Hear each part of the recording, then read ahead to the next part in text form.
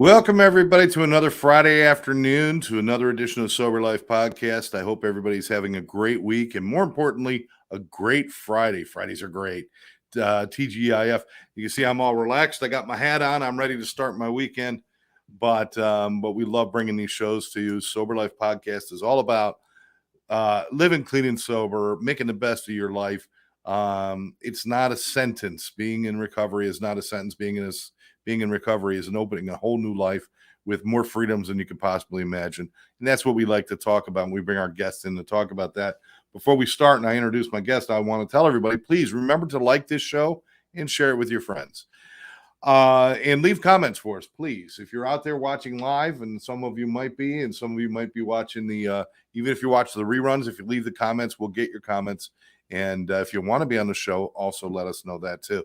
I'm talking to Raul Maurice, who I've known. How long have we known each other now? About 4 years, 3 years? Yeah, 2019. 2019. You're going to make me do math. How long is that? This is about 4 or 5 years. We've known each other. We both work.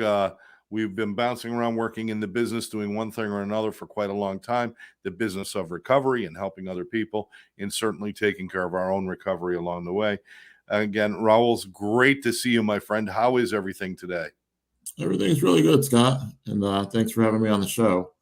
Yeah, life is really well, man. I just celebrated 6 years sober in June, and life just keeps getting better. It keeps handing me opportunities to be part of other people's story as well.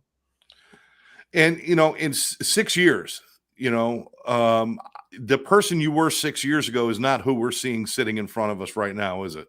No way, man. This is a program of progress, not perfection. And if, you're always growing and life is always just continuing to get better. And, I realize now at 6 years, I'm saying it more often now that I'm realizing I'm just scratching the surface of understanding self and development of self in recovery. And what I mean by some of that is, like, I know I had a chemical dependency to drugs and alcohol, but man, there's so much more stuff for me to work on to be a better version of myself. Yeah, it's not just, it's not just take the alcohol and drugs away and then everything's all better. There's years of damage, years of not growing, as you would say, that we have to go through, where somebody might go through their teens and their 20s and their 30s learning things and picking things up. Most people in addiction, it's simply survival. There is no learning. There is no growing. There's no emotional maturity for sure. So all that stuff comes rushing in when you get sober. And a lot of people have a hard time with that. Is that something you struggled with, realizing how much more you really had to do upstairs? For me, no. It's something that I knew I wanted change, and I was embracing change in my life. And I knew those things that I was recognizing outside of just drugs and alcohol that I need to work on, my personal relationships, my work ethic, all those smaller things that were my attitudes, managing my emotions, the way I react to situations. All those things were big parts of things that I embraced. And I recently heard it. I'm a 12-stepper. Part of my recovery process has been, going through the 12 steps of recovery and AA. And I heard one of the old timers say it, that he said that if you think you've arrived to, sobriety and the only thing you needed to work on was your drugs and alcohol problem, you're still one of the sickest people in the room. And it really spoke true to me, just realizing like there's work to be done, Yeah, it's almost like the alcohol and drugs were a byproduct of our problem. It wasn't our whole problem. There was the escape from what we really had to work on. The same, I think what my sponsor said to me at one point, the same person will drink again. So you can't be the same person. You must be something different and something better. And I started to realize, I thought, quite honestly, and some people out there might believe this, I'm sure you've heard it too, that, AA and NA, OA, GA, SLA, all the anonymous programs, even the Celebrate Recoveries and Smart Recoveries, are all brainwashed, and they're trying to turn everybody into like sober zombies and stuff. And it's like nothing could be further from the truth. They're trying to create individuals. They're trying to help you find who you are. We were all zombies when we came in. We were all the same.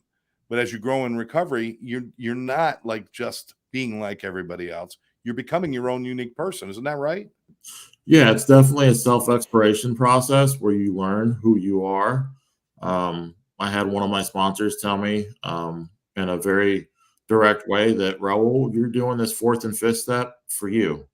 This isn't for me to learn about you. This is for you to learn about you. And I realized so much about myself, and then I could start identifying those things that I wanted to work on and see my patterns in life, and where I've had those same outcomes where I'm mad at the world, I'm carrying around resentments, I'm facing situations that look very similar, and just learned how to grow from those.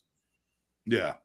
Absolutely. You know, the 12 steps, you mentioned it a couple of times, and people might have heard of them. I don't know if people have actually sat and read them, unless you're in recovery, of course. And oh, look who's with us. So we got Geo. Geo's joining us saying, hey, guys. Geo, one of my favorite people, man. Love that guy. Um, the 12 steps aren't about drinking and using, are they? Not even close. Not even close. It's about looking at yourself, and steps 1 through 3 are you making a decision that your life's out of control and that you don't have the ability to fix it and you're powerless to change it. And so you try to use something outside of self. Steps 4, 5, let you take an inventory of who you are and who you've been. 6 and 7 are saying that you want to hand those things off to that power higher yourself. 8 and 9 are making a list of people that you know that you've hurt and offended. And 10, 11, and 12 are just reinforcing who you're becoming and passing this message along to somebody else. And as you work with others, what I found is as I'm working with others, I'm seeing more and more of parts of myself that I can still continue to work on, or identifying those parts of myself that I have worked on and I've grown from. Absolutely. You know, I love the 11th and 12th step because after you do all that work, the 11th step says never stop. You're continually learning. You are always learning. And that's what we should be as human beings. Forget about addicts and alcoholics and everything else. Um, People should be striving to be better. People in general, and they should be striving to learn about other things, about other people. And that's what number 11 is really about, learning. And number 12 is about share what you learn, share what you have. It doesn't do a whole lot of good to have a ton of knowledge up here unless you can share it with somebody. Just True. a simple mathematical equation, right? Absolutely. Yeah. So the 12 steps are about a living program. The first step is the only one that mentions alcohol and drugs, and it basically puts it to bed right at the beginning. It says, it doesn't work. Let's try something different. And people come out and they do all sorts of things. Now, there are a lot of ways to get sober today. Now, I know you work with treatment centers, you work in treatment, you work with Pure Health. You also have sober living homes, sober development that you put together and that is growing. Um, but you also understand there's a lot of different ways to get sober because people are different, right? Agreed. Yeah. I I advocate for what's worked for me, and that's what I like to try to share. But I've seen plenty of people stay absolutely chemically sober and be absolutely miserable. And this is the Yeah, way that I found that worked for me, where I found happiness, I found joy, I found the ability to get out of my own way, to grow. And yeah. those are the ways that I see benefit me. I wouldn't want to trade it in for any of the other ways that I've seen, because they don't look as attractive to me as Well, this program does. I'm certainly not an advocate for substance sobriety or chemical, even medically assisted. I believe there's a purpose for that, but I believe it's overused big time. Agreed. Um, Agreed. but I'm saying there's 12-step programs, there's therapies, there are treatment centers, there are worship centers and church groups that have great programs and family programs that could be of assistance. All I'm saying is if you have a problem out there and you're thinking, well, I don't want to go to rehab, that's not the only thing maybe you can go and speak to your pastor. Maybe you could speak to your doctor, to your therapist, and find something that works. Just do something positive. Right. Don't Right. stay stuck. People are staying stuck. And that it scares me. It is scary. It is. And what I find in the world of just helping people, mostly being around alcoholics and addicts, a lot of people I get to help. But every once in a while, you encounter somebody that has a problem that, for me, with my 12-step lenses that I've looked over my life with, and I have my network to help me look over my own life with their 12-step lenses. I found plenty of people that don't have the alcohol problem where this would work for them. Just taking a hard look at yourself would definitely benefit them, but it's tough to tell them that this would work for them, because the only way it worked for me is I had to call myself an alcoholic and own that. And for the normie that can carry the same problems that we have, our thinking disease, standing in our own way and living in self-deceit, or how do you help that guy? How do you let him see a 12-step process? And that's why AA has done what it's done. It's grown into all the other A's that it did, because it solves so many problems in people's lives. But it's really just a great pathway that's worked for me. And there's many pathways that work for others. Yeah, at the end of the day, it's about self-awareness, and without any kind of self-awareness, how you're going to get better. You've got to understand where you're at before you can figure out where you're going to go. It's like going to the airport or calling the airport and saying, I want a ticket to Fiji. Well, that's great. Where are you leaving from? And most people don't know where they're at. And that's part of the learning process, is to examine the damage I've done, my shortcomings and my problems, and what do I need to work on? People get afraid of things like fourth steps and taking a moral inventory of yourself. It's not an immoral inventory. It's a moral inventory. It's not all bad. Yeah. When you look under the hood of a car, not every piece is broken, but if you don't look, you'll never find the broken pieces. So you got to look, and you got to be aware. And once you're aware of where you're at, then you can do something about it. But that's why I love 12 steps, because it really does. It starts with where you're at, and it says this is where you can go. And I really like that. And that you're so right, Raul. This would work in so many different ways, for so many different people. Anybody who is suffering from their own, I guess, the misfortunes or their own bad decisions and stuff, maybe could take an examination of themselves and say, maybe working on me is how I could fix the rest of what's going on in my world, right? Yeah. It's hard to take a look at self. It really is. And It is. It is. I mean, what kind of awareness did you have? Let's go back to your days and out there, because I want to talk a lot about what you're doing now. But when you were out there, did you even have any clue how messed up you were? Did you know, or was it just like, I mean, how did that translate? It's because some people are thinking, because I know you've had problems with the law, you've had this, you've had that. Why didn't you stop sooner? Obviously, you knew you were messing up. Yeah, absolutely. The consequences were showing up, and I had several attempts whenever something major would happen, like an arrest, and I finally got out. And that's how I got it this last time. The last time it was after incarceration, my longest length of incarceration, and I really got a chance to say something's going on, and I need to do something about it. But self-awareness is difficult when you're in the grips of addiction.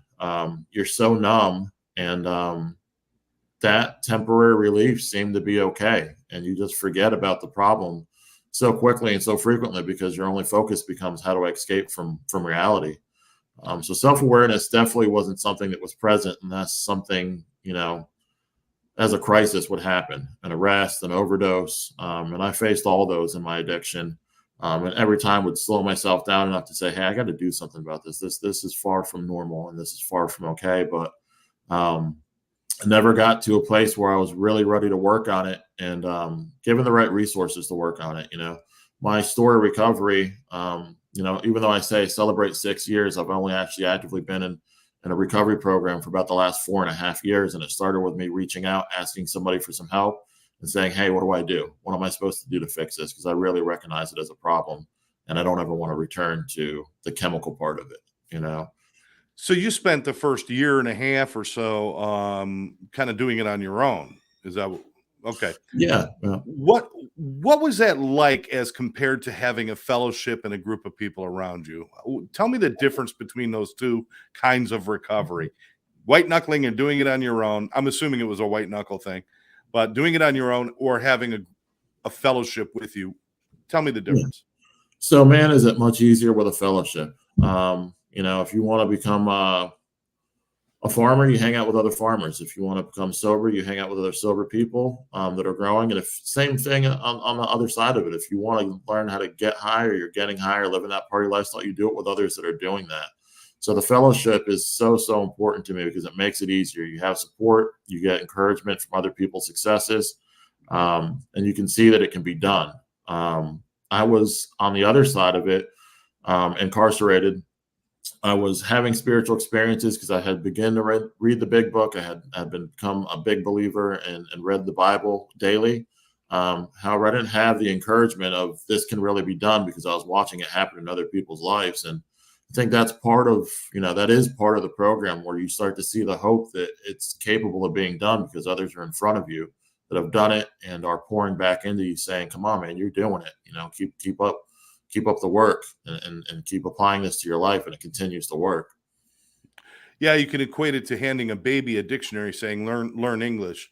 But unless they're around people watching them use it and then figuring out what it means, it doesn't mean as much. It's very Right. empty, right? Yeah, and it all started to make more sense once the fellowship was there.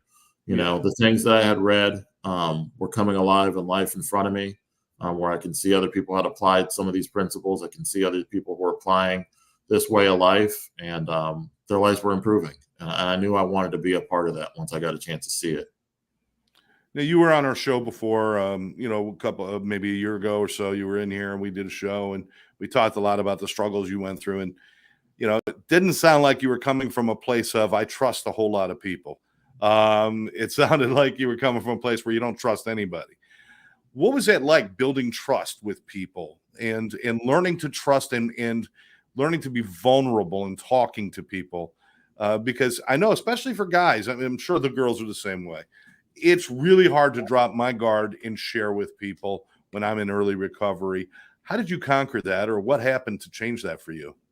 So I know for me, where I started to get vulnerable and trust in others, that they had good intentions for me, that they had good advice for me, came at the evidence of it. I would take down the barriers and listen to somebody and kind of let them pour into my life. I would take 100% of a suggestion where I had come to a roadblock in life where I didn't know what I was supposed to do, and when I would let somebody else come into my life and just kind of explain, listen, this is what you should be doing, and take it step by step. Go have this conversation this way with these types of words and this type of attitude, and got 100% of the outcome that we were talking about having.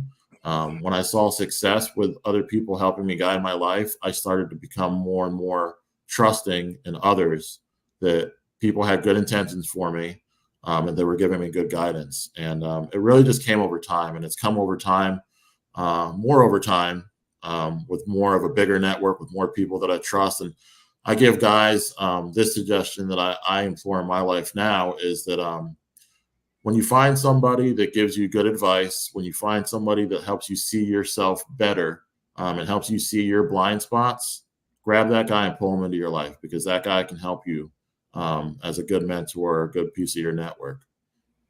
It's usually not the people you think it's going to be, too. I've looked around and said, "Oh, I'd like to hang out with them and like to hang out," and then I ended up with a sponsor, which I didn't even like him that much, but he was able to speak to me in a way that I could hear him, and that I wanted what he had. So it's funny sometimes our guides, our mentors, our sponsors, our Svengalis, whoever we're going to follow, look around a lot because it's not always the person you expect it's going to be who's going to help lead you there. Is that true? Absolutely. Absolutely. My sponsor, I can just remember some conversations with him, and I'm like, does this guy even like me? Because he was just brutally true. It was brutal truth. And it was always tough to digest sometimes, but usually it would make me pause and reflect that I didn't have much to rebut whenever I got some brutal truths like that. But usually, and especially now, I'll process it for a day or two, and then I actually usually go extend a debt of gratitude to that person for giving me the hard truth. And it's those in your life that don't let you live in self-deception, those in your life that let you see you for who you are today at this moment, tell you to check your motives. I can see your motives are a little different. Maybe some of your pride standing out, some of your ego starting to come back into your life. Those guys are the guys that you need to hold on to, and they're not always who you think they're going to be. Yeah, exactly. Now I want to ask, 6 years later, you're a man that a lot of people depend on, a lot of people that we turn to, and you're also a person of integrity. We all know there's shady characters in every business everywhere, whether you're selling cars, working in a doctor's office, or running rehabs. There's shady characters everywhere it happens. but you have a very good reputation. Does that mean something to you that people trust you and believe in you? It does. It really does. From the guy that I used to be that, couldn't be trusted, would curse my name when it was mentioned in a sentence, Oh my God. to being a guy that they're like, yeah, he's a pretty good person. You should give him a call. He can help you. He will help you.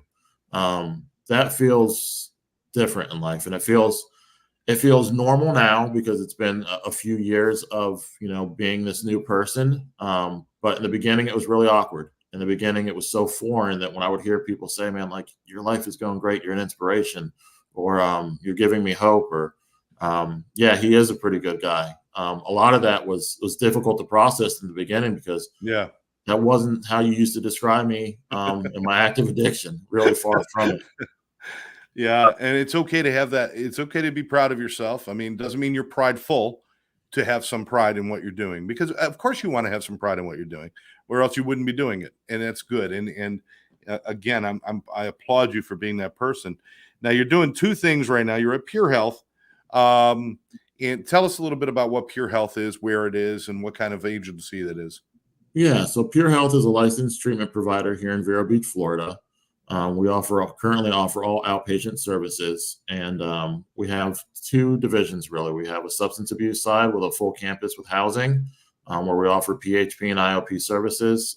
We have a handful of in-network contracts, and then we also have a behavioral health / mental health outpatient, true outpatient, where clients can come in and they can do individual therapy, psych evaluations, med management, and one of the unique things that we're offering there right now is ketamine treatment, which are really interesting in the industry.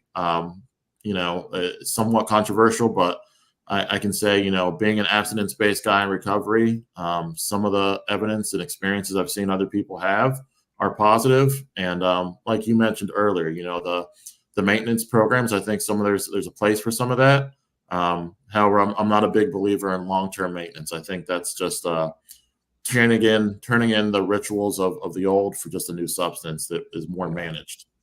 Well, Suboxone and all of those things, they came along to help titrate people so that they wouldn't get sick during detox, so that doctors can control the withdrawal. They were supposed to be used for weeks, not years.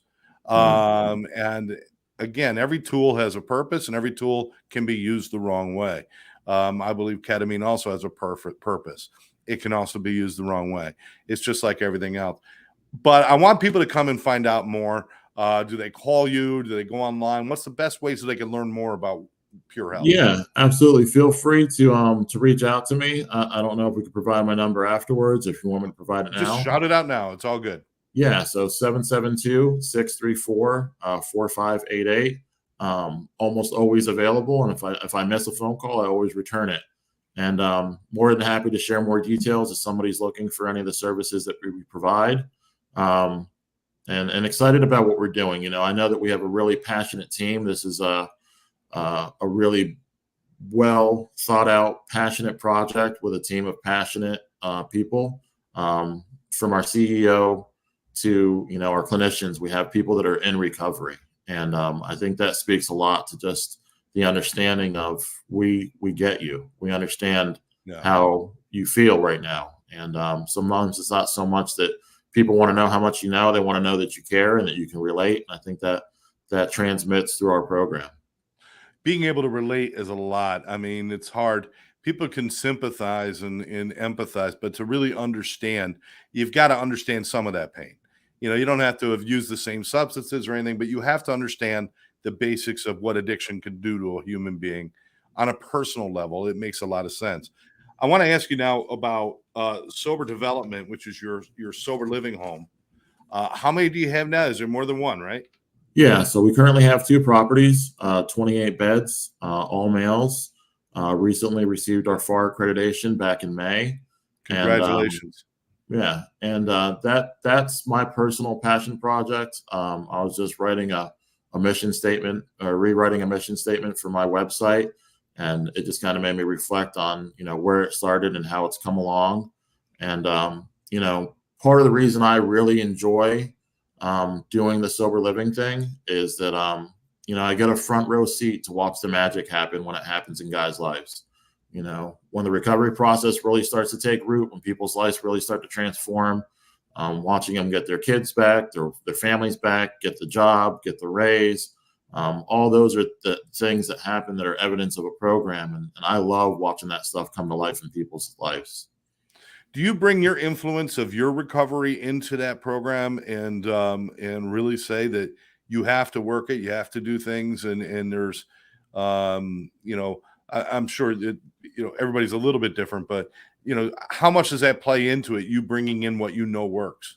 I try to be the example every day of what works, and that's what 12-step taught me, is to teach another person what I've been taught. And I sponsor other men, and I make sure that the guys that live at my homes realize that that's part of this program.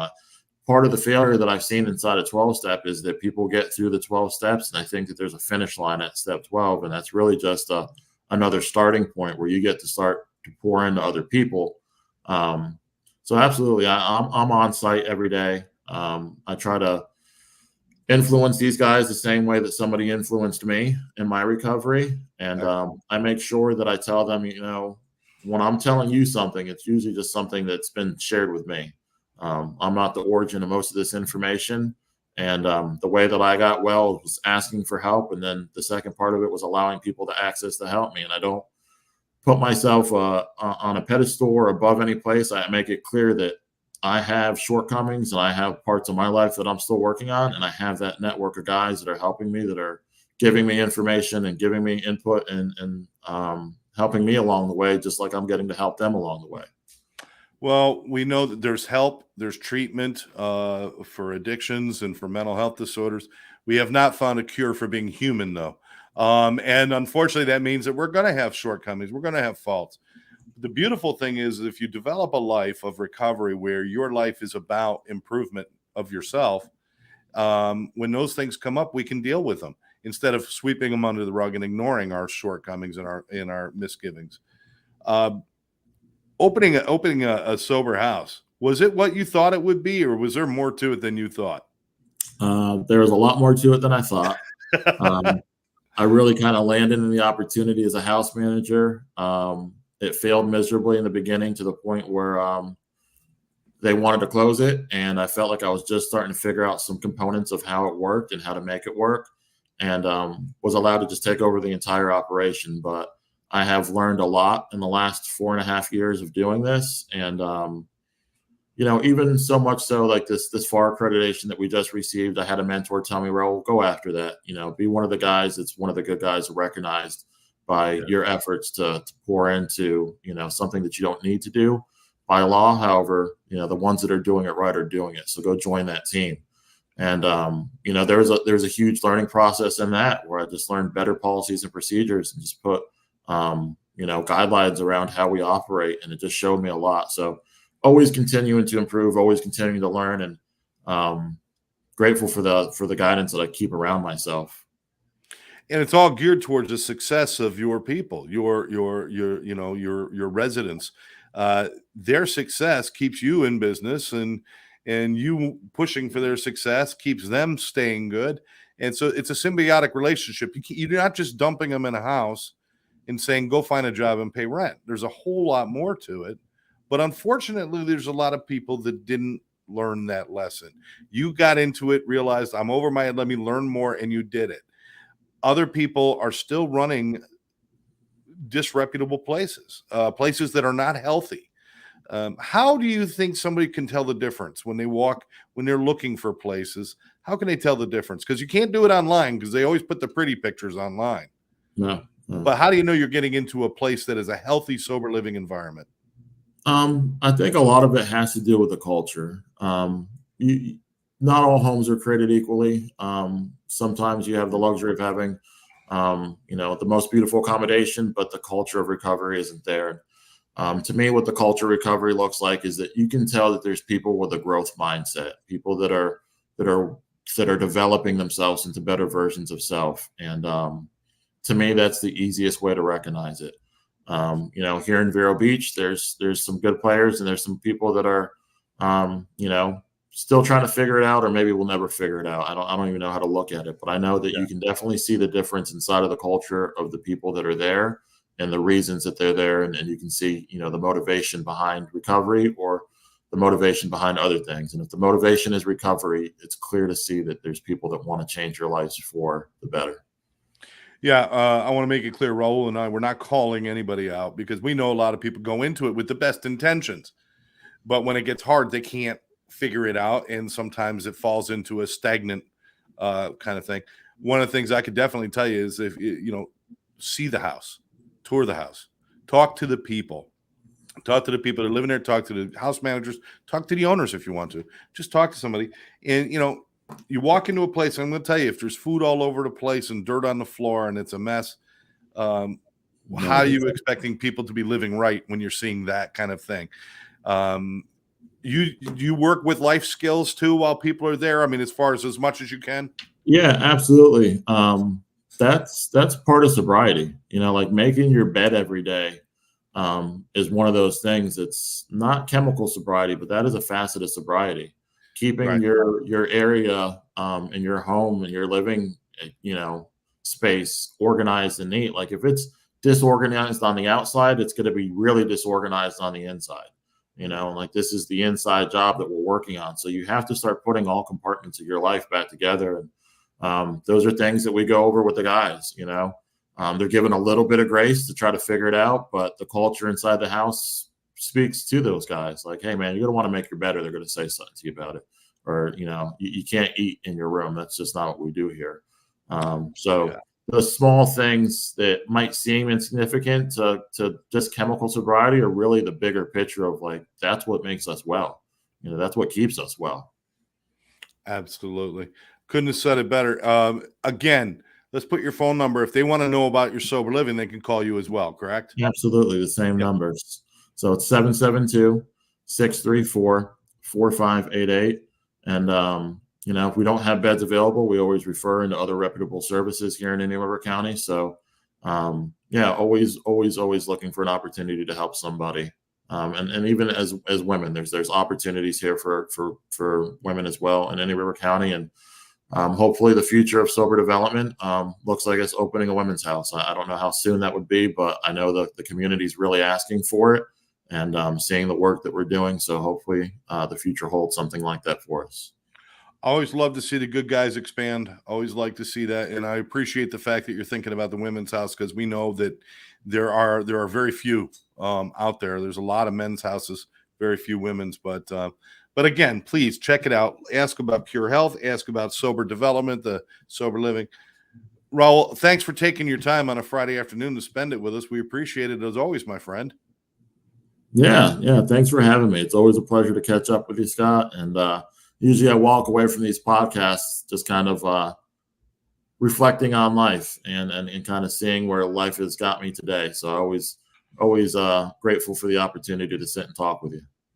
And we are grateful for you. We're grateful for the service that you do for your recovery and more importantly for our community because every person that you help out there is a healing point in our community and it makes a difference. We need more people like you out there doing the work and we appreciate you. And I hope to see you soon, my friend. You're going to be at the EAP conference in October. Yes, sir. I'll definitely see you guys up there. That's fantastic. If I don't see you before then, we'll see you then. And for everybody out there, thanks again for watching our Sober Life podcast. I know it's a Friday afternoon. If you're watching the rerun, again, like the show, subscribe to the channel, leave a message for us. And if you want to be on the show, just let me know. But for now, for my guest, Raul Maurice, I am Scott Jones, your host of Sober Life Podcast, and we will catch you next time.